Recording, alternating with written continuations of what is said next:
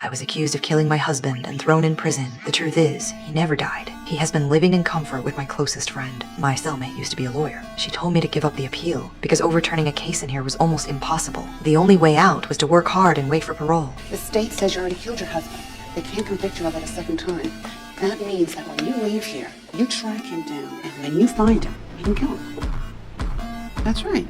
You can walk right up to him in Times Square, put a gun to his head, and pull the fucking trigger, and there's nothing anybody can do about it. I swallowed my anger and pushed all my hope into the future. I trained every day, one day after another. 6 long years. What kept me alive was revenge and the thought of my son. Finally, I earned parole. I moved into a halfway house filled with people just like me. Freedom came with strict rules. One wrong step and I would be sent back. But I had already waited 6 years. Could not wait any longer. I went to the school where my friend once worked, hoping to find her. The principal looked at me with contempt and refused to say a word. That night, I broke into her office. After searching through files, I finally found my friend's record. Just as I grabbed it, 2 officers rushed in. I was caught. My parole officer called me foolish. He said I should have waited 3 more years until parole ended to find my son. But they did not understand. 6 years had already suffocated me. Could not wait another moment. On the way back, I was cuffed to the car door. I refused to give in. I slammed the gas, trying to break the cuffs against another car.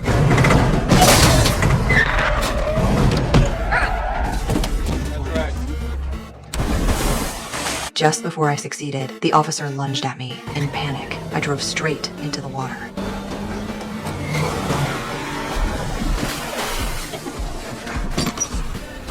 He had no choice but to unlock the cuffs. I grabbed his gun and escaped.